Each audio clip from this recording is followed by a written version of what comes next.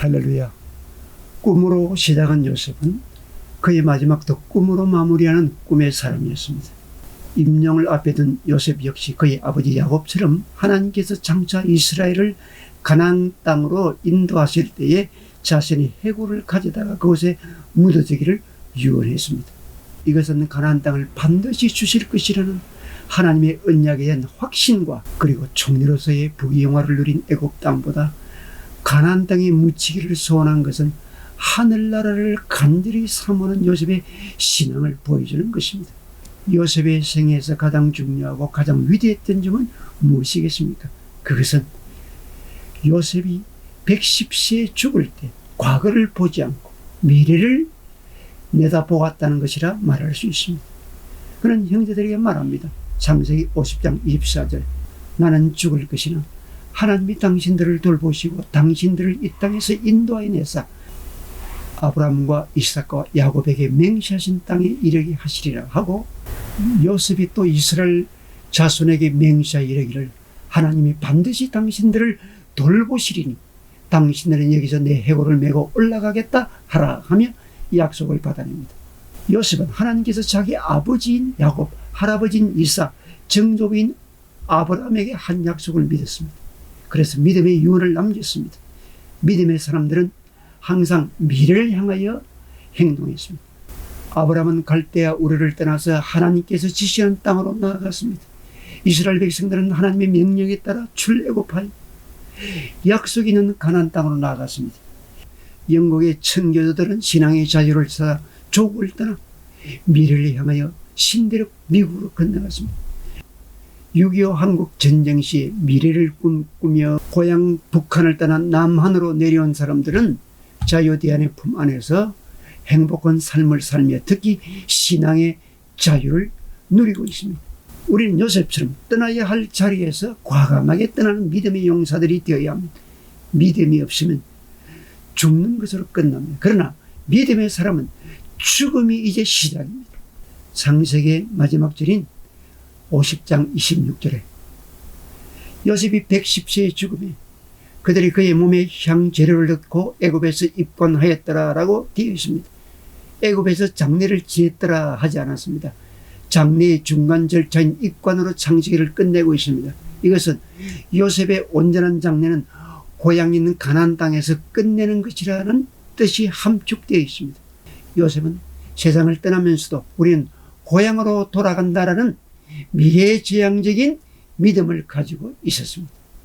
요셉은 마지막 순간까지 조상 아브라함과 이삭과 야곱에게 언약하신 하나님을 생각하며 약속의 땅에 대한 소망을 가졌습니다. 그리고 그 땅에 자신의 시신을 안장해 놓을 것을 부탁합니다. 가나안은 아브라함에게 약속한 땅입니다. 요셉에게 있어서 애굽은 자신이 평생 산 땅이고 부귀와 영화가 보장된 땅입니다. 그러나 그는 그곳에 안주하지 않았습니다. 그는 가나안을 그리워하는 이유가 하나님의 언약을 철저히 신뢰하기 때문입니다. 이것은 요셉의 믿음이라고 성경은 말씀하고 있습니다.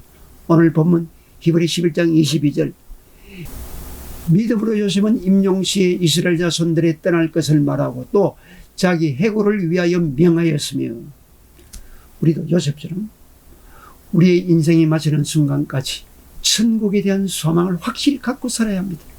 어느 심리학자가 임종하는 사람들의 마지막 모습을 몇 가지로 유형별로 분류하였습니다. 먼저 안죽의 형이 있습니다. 평생 죽음을 생각하지 않고 살아온 사람들입니다. 죽음에 대한 마음의 준비가 전혀 되어 있지 않은 형입니다. 그리고 왜 죽의 형, 분노를 터뜨리면서 죽어가는 형입니다.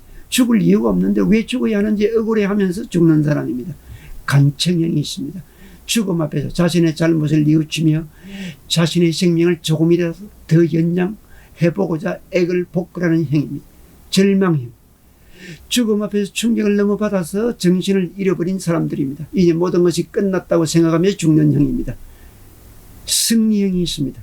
인생의 마지막 순간에 부활이요 생명이며 길이요 진리 되신 예수 그리스도를 믿는 믿음으로 확신을 가지고 웃으며 아름답게 인생을 마치는 형입니다. 유명한 19세기의 대부흥사 D.L. 무디가 임종이 가까웠을 때에 슬퍼하는 주위 사람들에게 사랑하는 친구 여러분, 내일 아침에 무디가 죽었다는 소식이 신문에 나거든 정말 내가 죽은 줄로 생각하지 마시오. 나는 죽은 것이 아니라 좀 더 높은 것으로 옮겨가는 것뿐입니다 라고 말했습니다. 초대교회 성도들은 죽은 이의 묘비에 다음과 같은 비문을 새겼다고 합니다. 이 사람은 죽은 것이 아니라 이제야말로 새로운 생명에 들어간 것이다. 종교개혁자 요한 칼빈은 임종시에 주님, 당신께서 저를 묻어주시는군요. 이것이 당신의 섭리로 된 것이기에 저는 더할 수 없이 만족합니다 라고 말했습니다. 과학자 톰슨은 임종시에 제자들이 묻기를 선생님께서 발견하신 것 중 최대의 발견은 무엇이었습니까? 라고 하자 나의 생에서 가장 큰 발견은 예수 그리스도를 발견한 것이다 라고 말하였습니다. 성령은 말씀합니다. 사망은 너에 이기는 것이 어디 있느냐? 사망은 너에 쏘는 것이 어디 있느냐? 사망에 쏘는 것은 죄요 죄의 권능은 율법이라. 우리 주 예수 그리스도로 말미암아 우리에게 이김을 주시는 하나님께 감사하노니 그러므로 내 사랑하는 형제들아 경고하며 흔들리지 말며 항상 주의 일에 더욱 힘쓰는 자들이 되라. 이는 너희 수고가 주 안에서 헛되지 않은 줄 알미니라. 요셉은 하나님이 주신 꿈을 믿고 또한 그 꿈을 이루어 주실 줄 확신하고 그 꿈이 이루어지기까지 끝까지 인내하며 살았으며 마지막 순간까지도 하나님의 언약에 소망을 두고 산 믿음의 사람입니다. 우리도 요셉과 같이 마지막 순간까지도 하나님의 약속을 믿고 영원한 하늘나라를 소망 삼고 부활의 소망을 가지고 살아가는 성도가 되시기를 바랍니다. 아멘.